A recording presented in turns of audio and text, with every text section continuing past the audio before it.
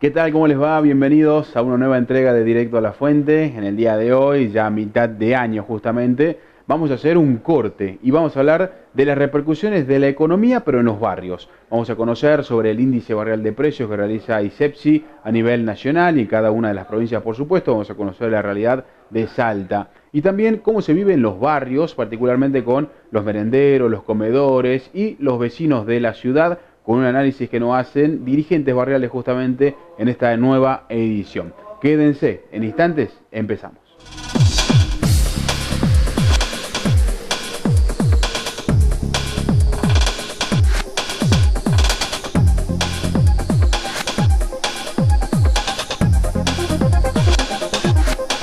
El último informe de la calificadora Standard & Poor's sobre América Latina fue muy dura con la Argentina.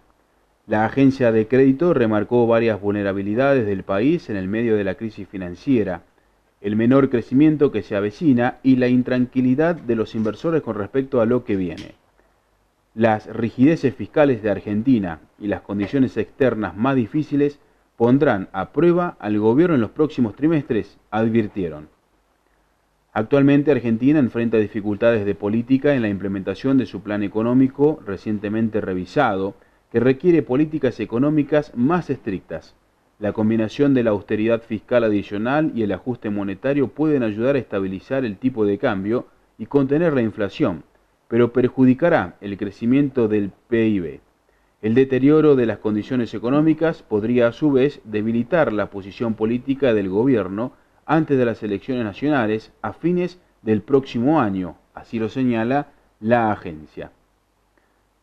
Para Standard & Poor's, la capacidad de Argentina de restablecer la confianza de los inversores en la economía nacional es acotada. La economía argentina se encuentra en una posición muy delicada y si no se acelera su consolidación fiscal, se debilitarían sus perspectivas macroeconómicas.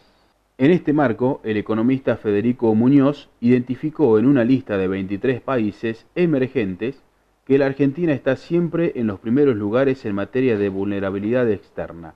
En concreto, el elevado déficit de cuenta corriente, que llega a 5% del PBI, lo ubica en segundo puesto, solo tras Turquía. También, en el caso de reservas que están en el Banco Central, el ranking de la Argentina es en segundo lugar, con solo un 8% del producto, detrás de Pakistán, donde es del 5%. Cuando se analiza la inflación anual de los emergentes, son 25%, la copa se la queda Argentina, puesto que será mantenido y hasta superado por el propio porcentaje de este año. Los analistas prevén que en 2018 el IPC podría llegar hasta un 30%. Bueno, como decíamos, en el día de hoy vamos a abocarnos a lo que es la economía, que siempre viene a colación en cada uno de los programas, en muchos de ellos, y momentos cruciales, como por ejemplo ahora a mitad de año nos visita Federico Maigua. Él es el director de ISEPSI, este instituto que entre otras cosas también tiene un índice barrial de precios, que es lo que queremos hablar en el día de hoy en este nuevo programa de Directo a la Fuente. Maigua, ¿qué tal? Bienvenido, muchas gracias. ¿Qué tal? ¿Cómo estás? Gracias. Bueno, la idea es esa, ¿no? Se terminó junio, pueden hacer un índice del primer semestre, un balance, una estadística, pero ustedes mes a mes van haciendo este trabajo, que le expliquemos a la gente. Justamente lo llaman índice barrial, porque van a los almacenes, a los kioscos, a las verdulerías, a donde el vecino justamente va más que nada a comprar. Así es, tal cual. Nosotros desde septiembre del 2013 estamos haciendo el reglamento de precios. El ISEPSI no es un instituto que flota solo, sino que forma parte del Libre del Sur. En septiembre, o mejor dicho, unos meses antes de septiembre del año 2013, cuando los datos que daba el INDEC en ese momento eran poco creíbles, el Instituto ISEPSI desde Buenos Aires lanza este proyecto de hacer un propio relevamiento de los productos de la canasta básica de alimentos y una estimación del valor de la canasta básica total para tener datos más precisos y reales sobre todo, porque aparte del relevamiento en general lo hacen los vecinos y las vecinas de los barrios. Después este proyecto se trasladó a otros distritos del interior donde también funciona el ISEPSI, entre esos Salta, y desde septiembre del 2013 a la fecha ininterrumpidamente lo hemos llevado adelante. El relevamiento consiste en tomar el registro de los productos más baratos de la canasta básica de alimentos independientemente de la marca, que el INDEC considera que necesita una familia tipo para alimentarse durante un mes, una familia que está compuesta por 2 adultos y 2 menores. Y se llama índice barrial de precios justamente por lo que vos decías, se hace en almacenes, carnicerías y verdulerías de los barrios y en algunos supermercados chicos que están apostados en estos barrios. ¿Cuánto llega a diferir de la que larga también el INDEC, que sería la medición oficial? Mira, el INDEC, desde que está Jorge Todesca, en ese sentido ha mostrado mayor transparencia. Y nosotros, comparado los datos que tenemos nosotros con los datos de otras consultoras, con datos del ISEPSI de otras provincias, cotejando estos datos con los del INDEC, en estos momentos hay una diferencia, pero es poca, ¿no? No es tan grande, tan abismal como era antes, ¿no? Claro. Inclusive llegó un momento cuando el kirchnerismo directamente dejó de publicar los datos. Claro. Así que en ese sentido, hablando puntualmente de lo que es canasta básica de alimentos y canasta básica total, los datos son parecidos a los del INDEC, no son los mismos, pero hay alguna diferencia que no es sustancial, ¿no? ¿Pero para arriba o por abajo? La diferencia. Todo fluctúa todo el tiempo en realidad, ¿no? Hay meses donde, por ejemplo, en el caso particularmente de Salta, que tenés 1 o 2 meses de estabilidad y después pega un salto importante, y hay otros meses que primero aumentan los precios acá en Salta y después aumentan en Buenos Aires, Tucumán, Córdoba, Chaco, y ahí se ve esa diferencia, pero cuando después vos ves el acumulado anual en los 12 meses, generalmente hay una paridad, ¿no? Es parecido el valor. Claro.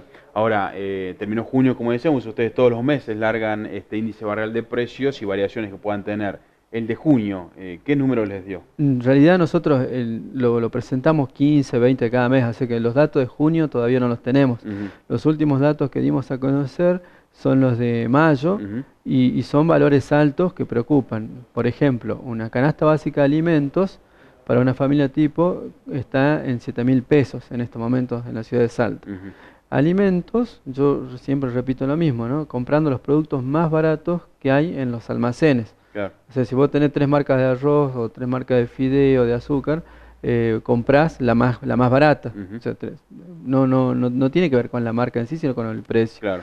Entonces, comprando los productos más baratos que hay en el almacén, que en general también tiene que ver con la calidad, porque baja un poco la calidad de los productos, eso vamos a ser realistas, necesita esos 7.000 pesos. Pero, bueno, obviamente, no todas las familias comen exactamente lo mismo durante un mes, ¿no? Hay familias donde consumen otros productos y ahí podés tener una diferencia hacia arriba. Eso lo que hace el INDEC es tener en cuenta los nutrientes básicos mínimos que necesita una familia tipo, y ellos, bueno, estiman cuánto de polenta consumís al mes, cuánto de arroz, cuánto de fideo, etcétera. Ahora, ¿los locales a los que van son siempre los mismos o van de manera aleatoria en un barrio, en una zona? Son los mismos justamente para tener un parámetro con el cual nosotros comparar esa variación de precios que hay, ¿no? Claro. Entonces hemos seleccionado 250 comercios entre almacenes, carnicerías y verdulerías, donde todos los meses hacemos este relevamiento a partir de la tercera semana de cada mes. ¿En toda la ciudad? ¿En la provincia? En toda la ciudad, solamente en la ciudad de Salta.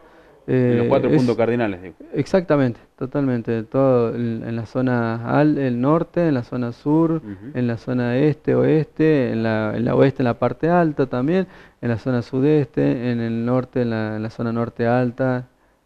Prácticamente abarcamos toda la ciudad, y la cantidad de comercios que son relevados se corresponden con la cantidad de población. O sea, es proporcional, donde más población hay, más comercios relevamos. Claro, seguramente. Y además, notan alguna diferencia del mismo producto, y por qué no hasta la misma marca, en un comercio de zona sudeste a uno de zona norte, por ejemplo? Sí, eso sucede, eso sucede. A veces responde a la estrategia que tiene el comerciante Ujú, para poder seguir vendiendo, manteniendo las ventas. ujú, Y lo que hemos visto también en estos últimos años, y sobre todo en el 2016 y los primeros meses del 2018, es que hay muchos comerciantes que han trabajado con prácticamente poca ganancia ujú. y en algunos casos con algunos productos a pérdida, pero que les ha jugado en contra porque lamentablemente han tenido que cerrar sus puertas, ¿no? Porque por un lado tiene que ver con una estrategia que los ha llevado a esa situación y por otro lado la situación económica actual que vive el país Ujú. ha hecho que cayera de una manera muy importante el consumo. Entonces eso hizo de que muchos comerciantes no hayan podido sostener el negocio. Claro, me decías más de 200 locales, particularmente los que son encuestados, ¿no? ¿Cuántos de ellos, si es que han notado, o tal vez sí, cerraron? ¿Alguno cerró de todo esto que ustedes tienen como base? Solamente en el mes de abril habían cerrado 15 Ujú, almacenes y verdulerías donde nosotros hacemos relevamiento, claro. Ujú. con Bien. el testimonio de otros comerciantes que también pensaban que iban a ir a correr la misma suerte, Ujú, ¿no? claro. Bueno, nos decías entonces que en mayo la gente necesitó 7.000 pesos de canasta alimentaria solamente. Solamente para alimentarse, Ujú. Y exactamente. respecto a abril, ¿qué diferencia hubo? ¿De aumento o se mantuvo? No sé. Bueno, en abril habíamos tenido estabilidad con respecto a marzo. Ujú, Sin embargo, en mayo con respecto a abril hubo un salto importante, inflacionario, del 7,68%, ujú, ¿no? Es un número altísimo si lo comparamos con el dato del INDEC. De todas maneras, de ese mes, ¿no? ujú, De todas maneras, en el acumulado sí son muy parecidas, ¿no? La canasta básica de alimentos desde enero hasta mayo aumentó un 13,15%, ujú, ¿no? Un número bastante alto y si lo comparamos con las metas de inflación del gobierno nacional, bueno, evidentemente ese valor que era inicialmente el 10%, ujú. pasaron a un 15% y ahora hablan hasta un 27%. Si hacemos una proyección, la canasta de alimentos a fin de año habrá aumentado un 30 o Claro. 32%, ¿no? Y respecto a los mismos periodos, pero del año pasado, ¿también ya pudieron hacer una comparación? Con respecto a mayo del 2018, con respecto a mayo del 2017, en alimentos hubo una variación del 26%, Ujú.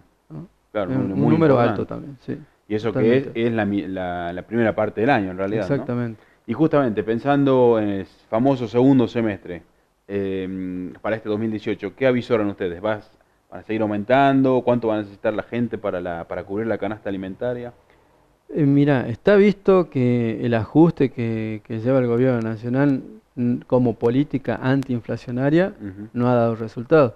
El primer año tuvimos un 40% de inflación, el año pasado un 25% de inflación, este año ya llevamos un 13%. Nosotros creemos que no. O sea, por un lado, el mismo gobierno nacional está diciendo de que tenemos 2 trimestres muy duros en ujú, adelante, y eso no creo que llegue a frenar la inflación. ujú. Seguramente puede haber alguna desaceleración, pero no creo que sea tan importante. Es más, en las noticias de estos días también ya se habla de que en junio va a haber aproximadamente una inflación del 3% o 3,5% producto de la suba del dólar. Ujú. Y son muchos los factores los que influyen para que esto sea así. Claro, por ejemplo, entre ellos está el tema del alquiler. De los locales que ustedes relevan, la mayoría de la gente, digo, el comerciante, ¿alquila ese local o la mayoría son dueños o No, no? en general son propietarios. Ujú, En general son propietarios. Pero bueno, la situación es tan crítica que muchos directamente tienen que cerrar, aún claro. siendo, no pagando alquiler, Ujú, ¿no? claro. Ahora, en este índice, a la gente, ¿ustedes también le preguntan algo al vecino? ¿Qué opina? ¿Cómo hace? ¿Cómo se da vuelta? ¿Si llega? ¿Si no llega? Sí, sí, sí, sí.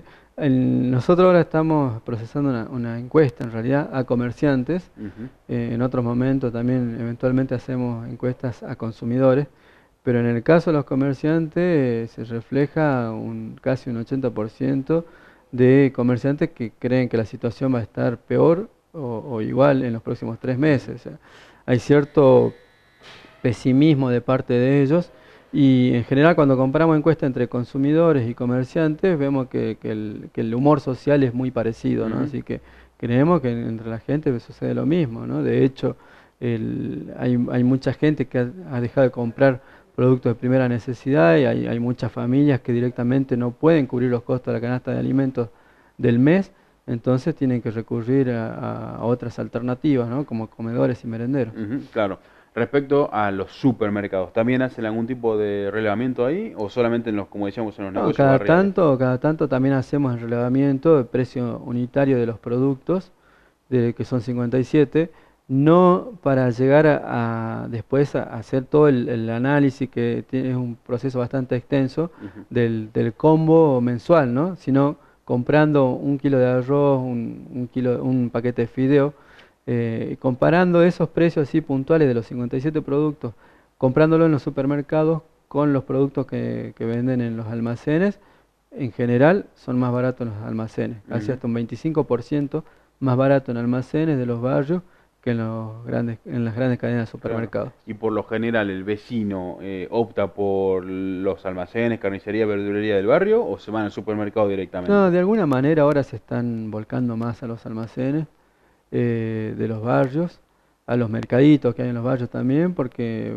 te ofrecen otras marcas, ¿no? Que no son siempre las primeras marcas y te ofrecen marcas más baratas, entonces la gente está recurriendo también a eso. Por un lado eso, por otro lado también vemos que hay más arribo de consumidores en los centros mayoristas, ¿no? Por un lado, por otro lado el mercado Cofrutos también, se organizan grupos familiares en los barrios, van, hacen compras comunitarias y después la dividen a la mercadería en el barrio. Son estrategias que se van planteando en la comunidad en general, que les sirven para que la plata te alcance un poco más, ¿no? Claro. Bueno, enseguida hacemos una pequeña pausa y después te pregunto un poco justamente sobre esto, ¿no? Que te estoy planteando, que es el comportamiento del consumidor. Pero ya volvemos con más, porque hoy hablamos justamente de este índice barrial de precios que nuevamente presenta INSEPSI. Ya volvemos.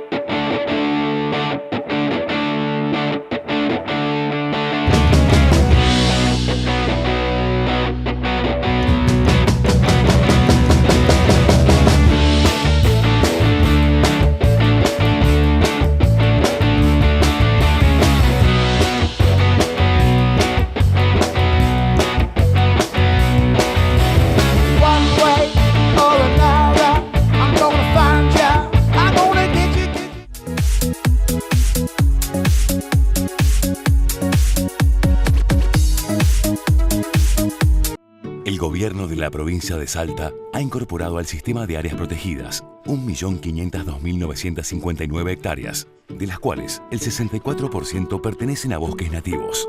Sumadas al 1.591.682 que ya integraban el sistema provincial, a los parques nacionales y a la Reserva de Biosfera de las Yungas, hacen un total de 3.976.450 hectáreas protegidas.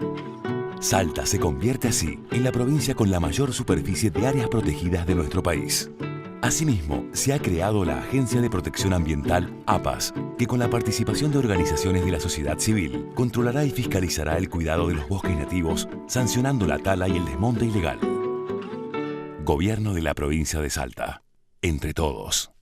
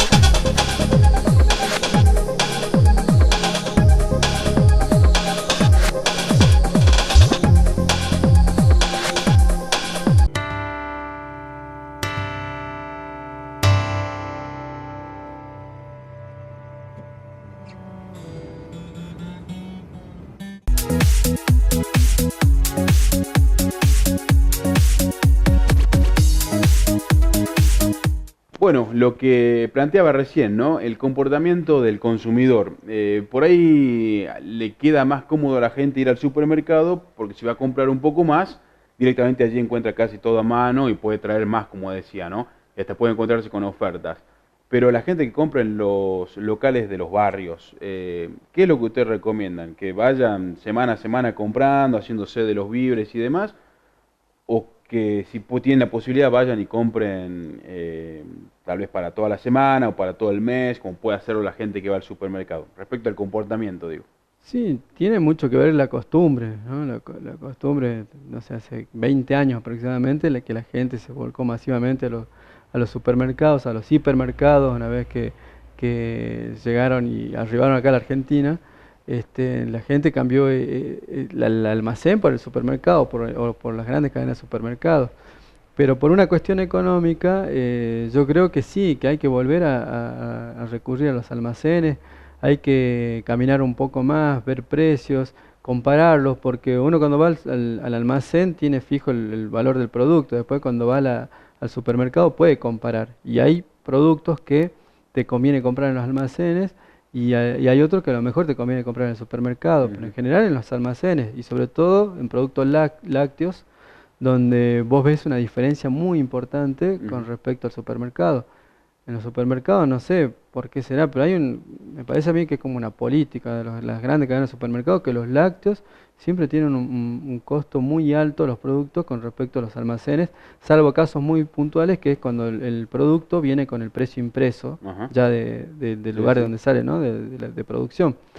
Pero el resto en general son precios muy altos. Entonces eso sí yo le recomiendo a la gente que trate de ver precios de lácteos más en almacenes y mercaditos de los barrios que en las grandes cadenas de supermercados. Y lo mismo sucede con frutas y verdulerías, ¿no? Las verdulerías de los barrios te ofrecen mejores precios y también en la mayoría de los casos te ofrecen mejor mercadería también, ¿no? Claro. Respecto a lo que planteaba también con la relación a la comodidad, ¿no? El tema de manejar el efectivo. Sabemos que por lo general en las verdulerías, carnicerías, en los almacenes y demás, no se aplica prácticamente lo que son las tarjetas, ¿no? Que uno en el supermercado va, pasa la de débito, supongamos, y paga lo que tenga que pagar. Por ahí esa cuestión de ir al cajero, sacar la plata, ir a comprar al almacén, ¿puede jugarle en contra también al comerciante barrial? Le puede jugar en contra, pero cada vez hay más negocios, hay más almacenes que te ofrecen la compra con débito, ¿no? Claro. Por ahí a las verdulerías que venden exclusivamente frutas y verduras y no tienen otro rubro como almacén incorporado, les puede costar un poco más. Eso por un lado. Y por otro lado, que en los supermercados vos podés hacer compras con tarjeta de crédito, que no es lo recomendable, por supuesto, ¿no? Pero bueno, hay gente que lamentablemente si no llega a fin de mes con la plata, entonces no le queda otra que comprar con tarjeta de crédito, comprar en cuotas y recurre a los supermercados. Y pagar en cuotas algo que ya no está. Exactamente. Ya lo consumió, ¿no? Eso por un lado, y por otro lado que compra más caro, ¿no? Porque si vos haces la compra en una cuota, tiene un precio, pero si haces en 3 cuotas o en 2 cuotas, ya se te fue a las nubes los intereses, ¿no? Claro. Bueno, y respecto nuevamente hablando, ¿no? del comportamiento, el vecino, ¿varía el comportamiento ese según la zona de la ciudad? ¿Ustedes lo han notado? Zona sudeste, sur, oeste, centro, norte, bueno, todas las zonas, digo. ¿Se nota que hay diferentes comportamientos a la hora de acudir al almacén del barrio? No, en general no, En otros momentos sí había diferencia, por ahí tiene que ver con una cuestión de costumbre, con una cuestión cultural, pero no, ahora no. Hay tanta recesión en realidad y ha caído tanto el poder adquisitivo que nosotros vemos que en todos los barrios la gente busca precios. Claro. Eso es una constante. Decíamos que ISEPSI hace este índice barrial de precios de la canasta alimentaria que en mayo fue de, ¿cómo fue el número exacto? ¿7.000? 7.000 pesos. 7.000 pesos. Pero la canasta general, la canasta familiar, ¿no? ¿También ustedes entra en la medición o no? La canasta básica total es una estimación en base al producto de la canasta básica de alimentos. La canasta básica total incluye a la canasta de alimentos más el componente no alimentario que comprende gastos de servicios, de transporte, de vestimenta, de recreación, etcétera.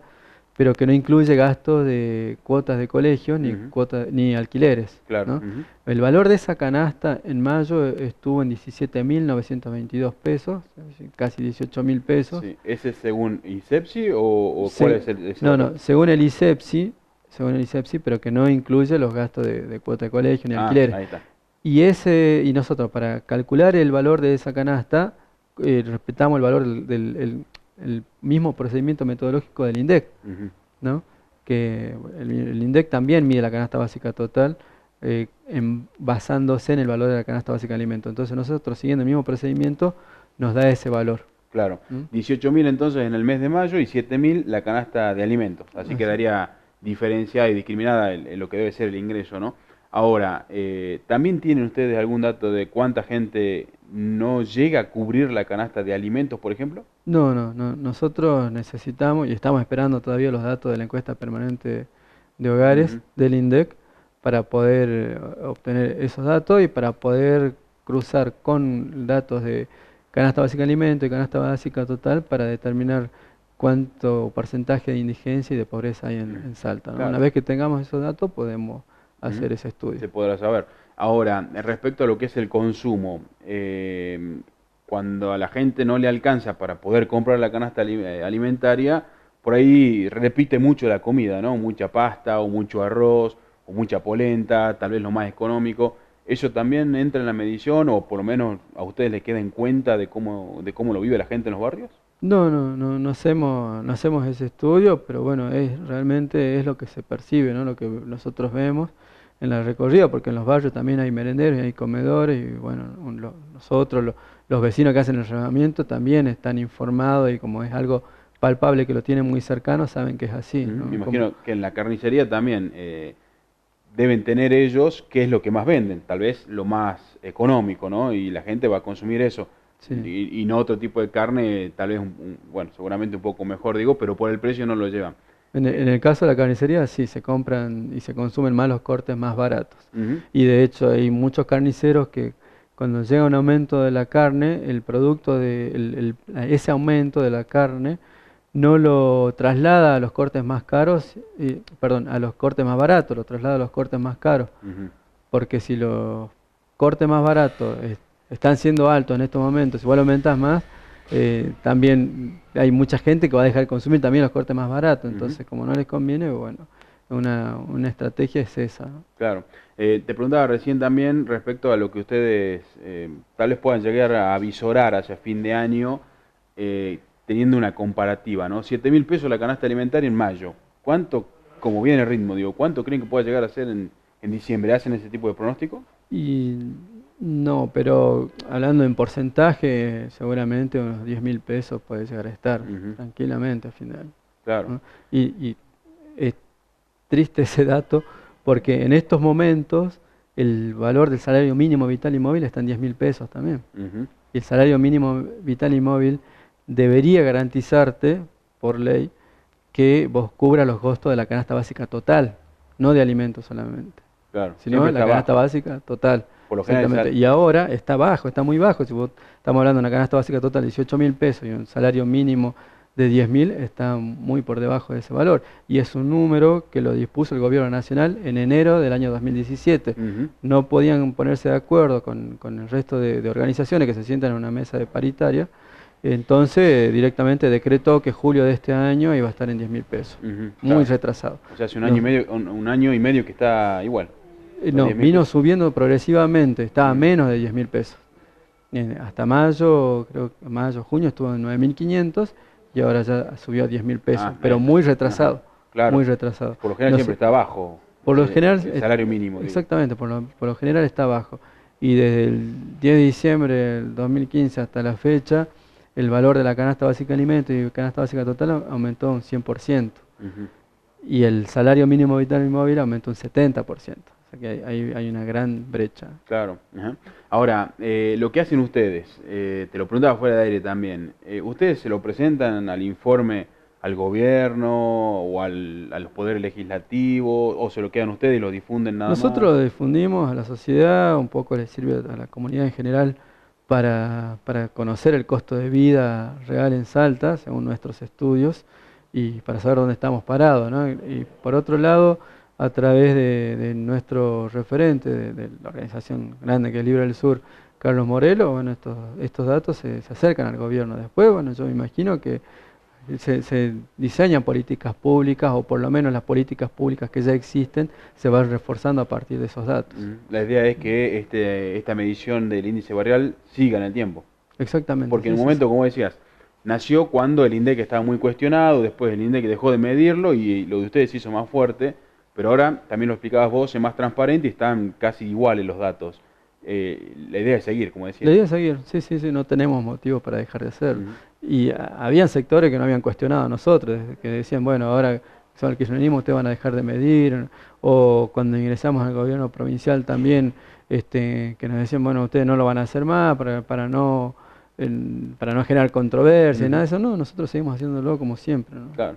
Bueno, por último, la gente, ¿dónde puede encontrar los datos que ustedes dan a conocer? Los datos, nosotros tenemos una fanpage, Facebook ISEPSI Salta, y ahí van a ver todas las publicaciones que hacemos nosotros, no solamente de valores de canasta básica de alimento y total, sino otros trabajos que también hacemos en otras áreas como educación y hábitat. Claro, en Twitter vi que también se mueven mucho. Totalmente, sí. Bien, bueno, las redes sociales entonces a disposición. Así es.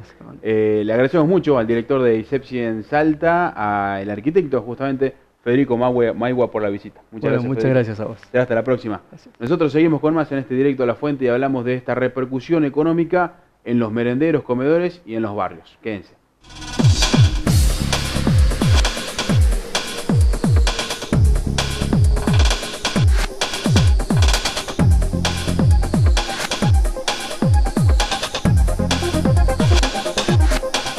Según los últimos informes sobre pobreza en Salta, ha aumentado la demanda en comedores y merenderos de la zona sudeste. Un 48.1% de los niños, niñas y adolescentes son pobres en el país. Los números del informe de Barómetro de Deuda Social de la Infancia de la Universidad Católica Argentina, dado a conocer en los últimos días, muestra que los más golpeados están en el sector más vulnerable de la sociedad, la infancia. En Salta, las filas de los comedores de la zona sudeste, uno de los sectores más pobres de la ciudad, son un termómetro que avalan las estadísticas. Las organizaciones que funcionan hace tiempo se las rebuscan para atender a los más vecinos, mientras en los barrios donde hay ayuda social, encontrar un plato de comida se vuelve cada vez más difícil. La situación empujó a la apertura de nuevos espacios donde se ofrecen alimentos. Nacen de un día para el otro y en cualquier terreno disponible. Según el registro de barrios populares que desarrollaron La Nación y entidades sociales, la mitad de los asentamientos de Salta Capital están en la zona sudeste. Bueno, y en este segundo segmento seguimos hablando de las repercusiones de la economía. Hoy nos visita el dirigente de Barrios de Pie, Ignacio Nacho Palarica, así como te conoce Nacho, muchas gracias por venir. No, gracias a vos por la invitación. Bueno, Nacho, vos igual nos vas a explicar ahora, ¿no? Pero te vamos presentando. Como decíamos, es un dirigente barrial, hace mucho tiempo que estás en Barrios de Pie y justamente estás mucho en los barrios, ¿no? Particularmente. Y el día de hoy, en esta nueva edición, recién nos visitaba el presidente de ISEPSI que nos brindó un panorama del índice barrial de precios y ahora queremos que vos nos des la otra parte, ¿no? La parte social, la parte del laburo en los barrios, como se dice, con los merenderos, los comedores, ¿cómo lo están viviendo a esta repercusión económica que está teniendo el país, ¿no? Desde el laburo que ustedes vienen haciendo? No, la verdad que muy preocupados. Los niveles de ajuste que se proponen desde el gobierno nacional, la verdad que se vuelven insostenibles. Creo que el modelo económico que proponen desde Cambiemos se ha agotado. Es un modelo que desde el primer día ha elegido privilegiar los intereses de determinados sectores económicos en detrimento de la gran mayoría, ¿no? Acá tenemos un modelo armado para el sector exportador, para el sector financiero, y eso va a contramano de la posibilidad de cualquier desarrollo de un modelo productivo. Vemos paulatinamente cómo la recesión es cada vez más fuerte, los niveles de inflación no perdonan y se destruye día a día la fuente de ingreso de todas las familias y eso va generando un combo que se traduce lógicamente en más pobreza, en más desempleo y nos va pintando un panorama complicado, sobre todo porque no hay perspectivas hacia adelante de que se pueda salir de este cuello de embudo en el que ha entrado el gobierno, ¿no? Claro. Vos estás más que nada, como decíamos, en los barrios, ¿no? Como un dirigente. Hablando de merenderos, comedores, que por ahí antes una cosa eran los merenderos, otra cosa eran los comedores, ahora casi hacen de Sí, todo, más ¿no? o menos lo mismo. Como ellos lo denominan, bancan a mucha gente en diferentes horarios del día. Por los datos que vos tenés, que venís manejando, ¿han ido aumentando, se mantienen, son menos? No, aumenta todos los días. La verdad que es alarmante.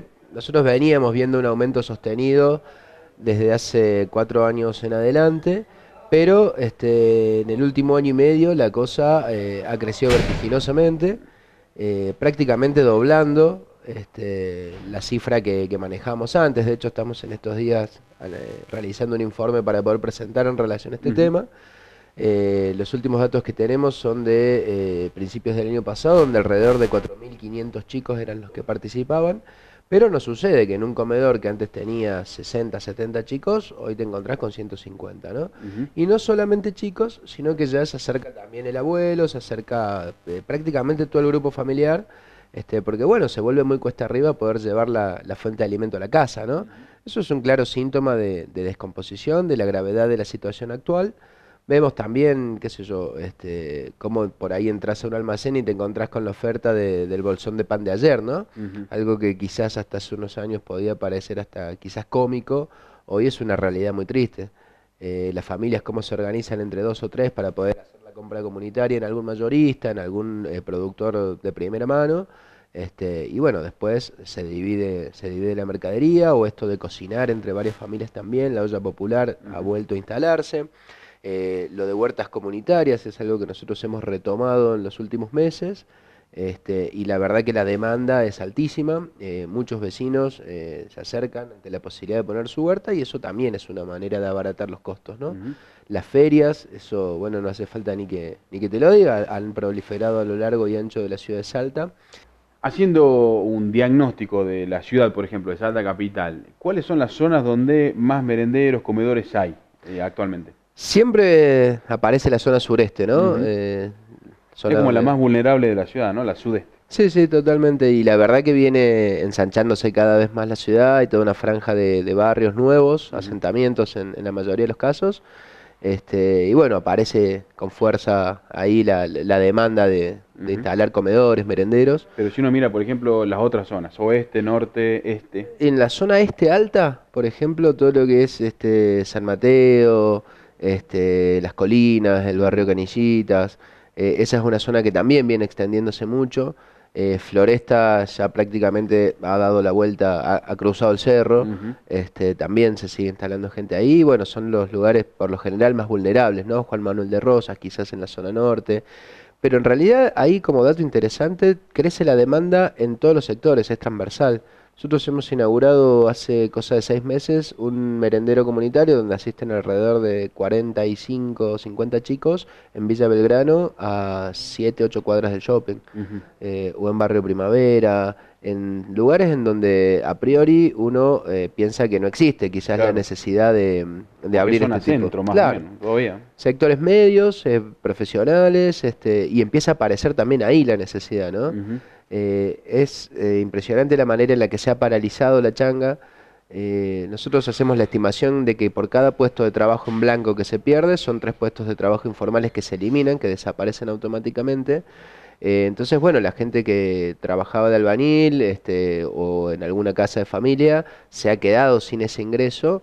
Y bueno, el primer lugar donde eso se siente es en la alimentación de la familia, ¿no? Otra vez aparece esto de que te cuentan de que se vuelve al mate cocido, de que no se va a cenar.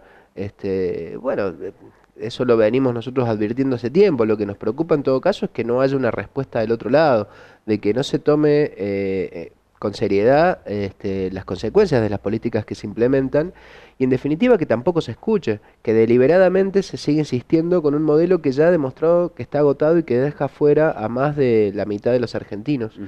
Y seguir insistiendo con esa lógica política lamentablemente pone en riesgo la paz social. Nosotros estamos seriamente evaluando cuáles van a ser las medidas, el conjunto de organizaciones sociales, no solo barrios de pie, para poder visibilizar y expresar con más contundencia este reclamo, y seguramente el mecanismo o el canal que elijamos para expresarnos va a tener que ver con generar situaciones de conflicto. ¿Cómo viven cuando, recién mencionabas que hace poco abrieron un nuevo merendero, ¿no? ¿Cómo lo viven? Porque imagino que la gente que lo necesita debe celebrar que se abrió un nuevo merendero para no quedar desamparados. Pero tampoco hay mucho que festejar que se abra un merendero, ¿no? No, la verdad que no. Nosotros venimos trabajando con merenderos desde el año 2001, 2002.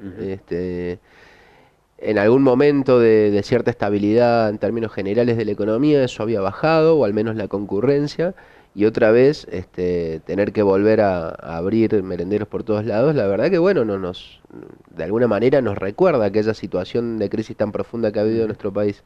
Siempre decimos que lo ideal es tener la posibilidad de que cada familia pueda compartir la mesa, donde también se aprenden valores, se integra la familia justamente. Pero bueno, ante la imposibilidad del papá o la mamá, que son los encargados de llevar el alimento a la mesa por falta del trabajo, bueno, hay que recurrir a este tipo de herramientas que lamentablemente cada vez son más habituales, ¿no? Yo escuchaba con mucha preocupación el otro día un asesor económico del Ministerio de Economía del Gobierno Nacional que planteaba que a partir de ahora los comedores van a tener que estar abiertos mañana y tarde para hacerle frente a la gran demanda que se genera. Digo, el mismo gobierno está planteando la necesidad de comedores y merenderos. Ahí tenemos un claro problema, me parece. Claro. Respecto a lo que es el índice barrial de precios, que recién nos decía el director de ISEPSI, que para adquirir la canasta alimentaria se precisan de 7.000 pesos. La gente que envía a los hijos al merendero, al comedor, por lo general, ¿cuánto tiene de ingreso? Y más o menos eso. Lo que pasa es que el índice barrial de precios no incorpora por ahí otro tipo de gastos que tienen que ver con pagar un alquiler, el transporte, la vestimenta, una serie de cosas que bueno, o sea, ese tipo de ciudadano tiene un ingreso, porque tampoco es un monto fijo por lo general, ¿no? Totalmente. De 7.000, vos decís más o menos, aproximadamente, aproximadamente. Que tiene que ver con la posibilidad algunas veces de tener un programa de trabajo, un programa social que están rondando los 4.500 pesos, más lo que se puede hacer de changa o la posibilidad de tener una asignación universal. Digo, el grupo familiar va juntando un puchito de cada lugar para llegar al monto final, que ronda entre los 7 y los 10.000 pesos. Claro. Digo, pero en definitiva eso hoy no le alcanza a nadie para vivir, ¿no? La inflación realmente no te da tregua. Empezaron con un estimado del 10% y hoy lo tenemos, ese estimado fue cambiando a lo largo de los meses y hoy se está hablando de una proyección del 30% anual. Digo, están recalculando metas permanentemente y eso es insostenible, sobre todo cuando incluso para el sector formal la paritaria tiene un techo del 15%, más allá de que ahora algunos espacios hayan logrado superarla. Imagínate lo que puede ser para el sector informal de la economía, como el que representamos nosotros, que no tiene garantizada la posibilidad de sentarse en una mesa a discutir una paritaria social, que no tiene una obra social, no tiene un convenio de trabajo, no tiene ningún tipo de derecho laboral, ¿no? Claro. Y aún así representa al 40% de la masa de trabajadores activa en la Argentina. Digo, es un porcentaje muy grande el que está quedando afuera. Claro. Bueno, hacemos una pequeña pausa y en el último tramo nos comentás un poco de las changas. ¿Qué tipo de changas son? O las que se reforzaron o las que aparecieron, ¿por qué no, no? Pero ya volvemos y hablamos de esta situación económica, particularmente yendo a los barrios. Ya volvemos. When the truth is found to be lies, and all the joy within you dies. Don't you want somebody to love? Don't you need somebody to love? Wouldn't you love somebody to love? You better find somebody to love.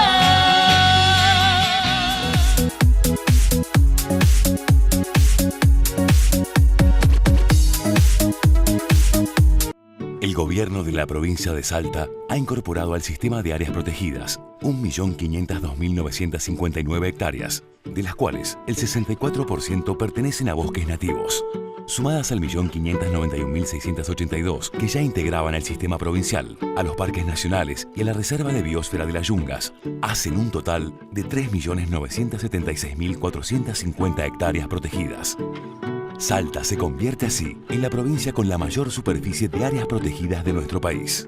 Asimismo, se ha creado la Agencia de Protección Ambiental, APAS, que con la participación de organizaciones de la sociedad civil, controlará y fiscalizará el cuidado de los bosques nativos, sancionando la tala y el desmonte ilegal. Gobierno de la provincia de Salta. Entre todos.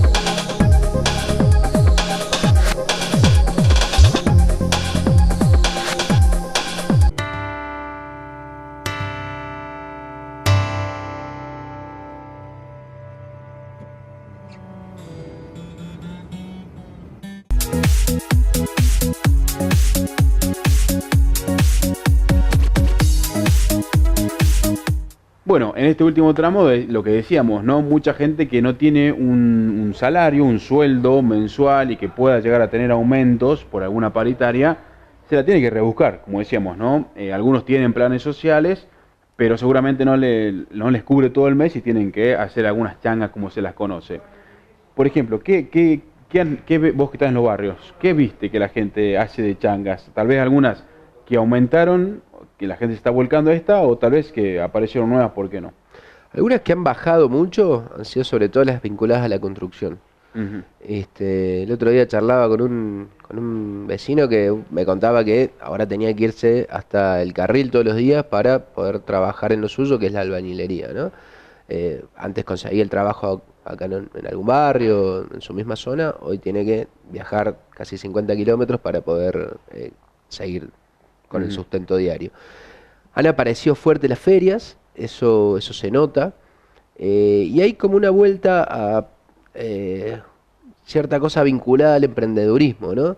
Gente que por ahí sabe cortar el pelo, entonces, bueno, agarra y ofrece ese servicio en su casa. La señora que sabe amasar los bollos, saca una mesita a la vereda todos los días y se pone a vender el pan. Después debe haber pasado, no sé si circulando un poquito por la ciudad uno encuentra cada nada los puestos estos de venta de tamales y de humitas, también tiene que ver con eso. La cocina, el tema de vender alimentos siempre genera algún tipo de ingreso, entonces eso se ve mucho, ¿no? Y después esto de tratar de buscar lo que uno no utiliza dentro de su hogar y ponerlo a disposición de otro. Eso en las ferias se ve mucho, ¿no? Ropa usada, pares de zapatillas, ese tipo de cosas empieza a aparecer. Claro. Y la verdad que en términos de extensión, bueno, cada vez son más grandes. En la zona sureste vos tenés feria de lunes a lunes. Tenés la de Solidaridad, que es la más grande, que funciona lunes y viernes.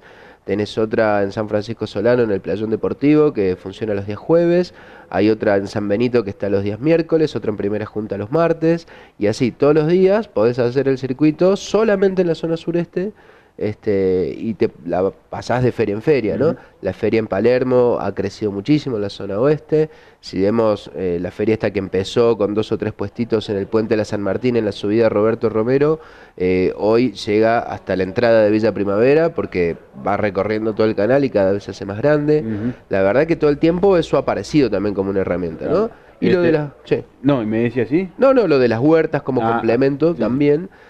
Una parte de esa producción se pone también a la venta, ¿no? O sea, la familia tiene en su casa una huerta, así es, y vende lo que produce. Una parte es para consumo personal, y otra parte sí, se vende y con eso también. Claro. O el intercambio, ¿no? La vuelta al trueque también es otra constante. Yo tengo producción de zanahorias, voy y la cambio por 1 litro de aceite. Y de esa manera vamos chapando también. Claro. Te preguntaba también en un momento los vendedores ambulantes, ¿no? Los conocidos como manteros, más que nada en el centro de la ciudad, en las zonas peatonales. Últimamente la municipalidad tuvo justamente que enfrentar esa situación de mayor cantidad de manteros. ¿Está relacionado con esto? Sí, totalmente. El aumento en la cantidad de manteros creo que viene produciéndose hace varios meses. Llegó un momento que, bueno, caminar por la peatonal se había vuelto bastante complejo, ¿no? Por la cantidad de gente que iba a poner la manta ahí. En algún momento el municipio había bajado un poquito la tensión en relación a este problema. Era como que de alguna manera permitía que la gente vaya y ponga. Y bueno, lógicamente se han visto desbordados por la cantidad de gente que va, ¿no? En todo caso habría que sentarse a discutir algún esquema de organización un tanto más serio. Que bueno, incorpore un poquito la visión del comerciante formal, que es el que tiene que pagar los impuestos, pero sin quitarle las herramientas de trabajo a la gente que permanentemente se ve vapuleada por las medidas económicas y lamentablemente no le queda otra, ¿no?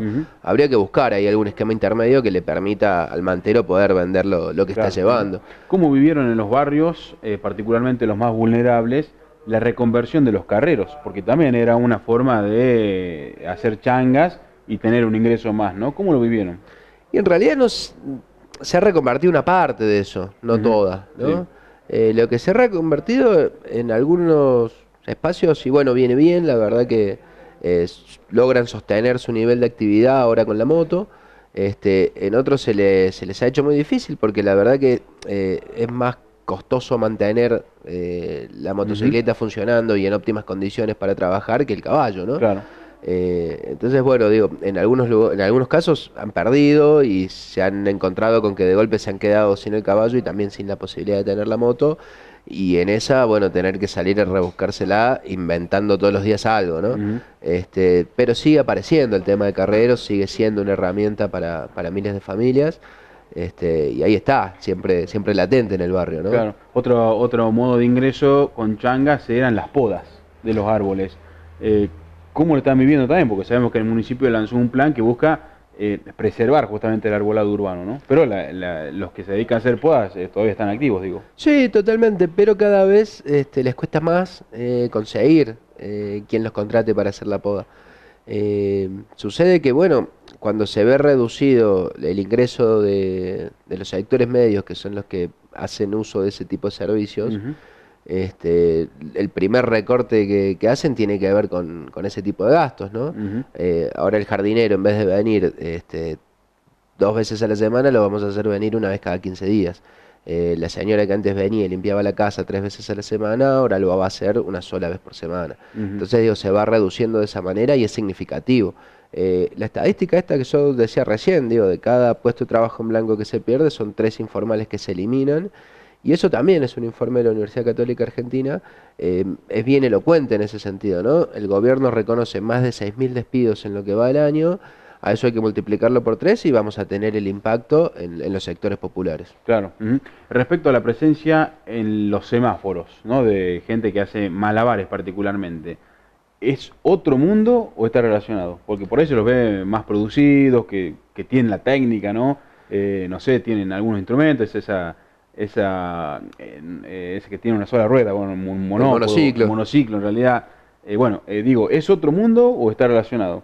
Y ahí me parece que hay un poco y un poco. En realidad, una parte tiene que ver con los artistas callejeros, que tampoco tienen un lugar en donde expresarse. Y bueno, su manera de conseguir la changa. Hay mucha gente que se dedica a viajar y que encuentra en el semáforo la posibilidad de acumular esos pesos que le hacen falta, ¿no? Claro. Pero después sí se ve una especie de imitación un tanto, hasta quizás grotesca, ¿no? Porque sí en los semáforos más alejados, sobre todo los más chicos, los chicos que por ahí están en situación de calle, bueno, ven al malabarista haciendo la moneda o haciendo la changa de esa manera y buscan replicarlo sin tener quizás el entrenamiento o la capacidad para desarrollarlo bien, ¿no? Sigue siendo una manera de rebuscarlo.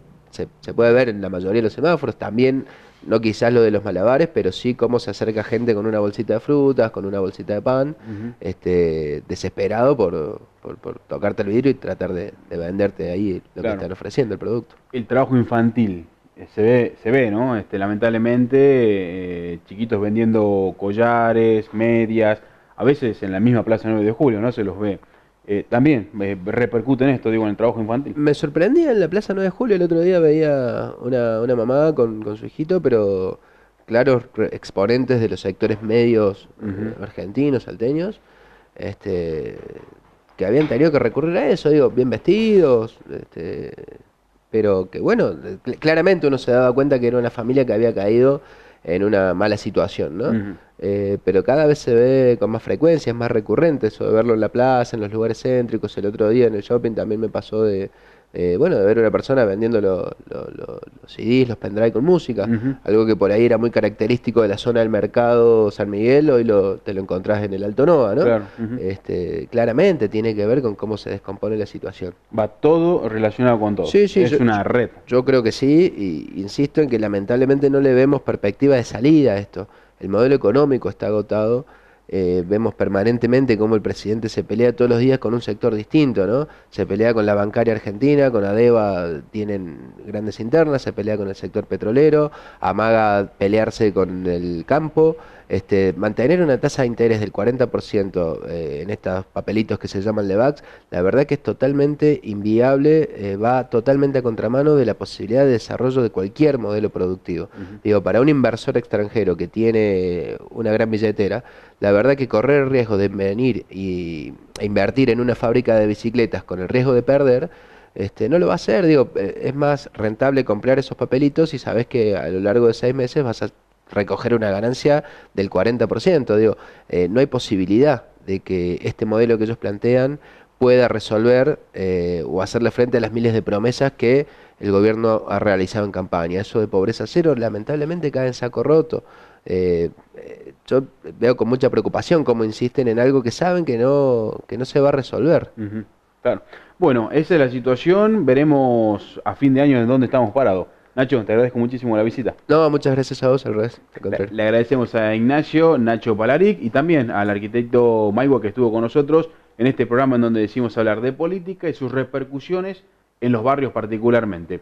Será hasta la próxima entrega cuando planteemos un nuevo tema y, como siempre, vayamos directo a la fuente.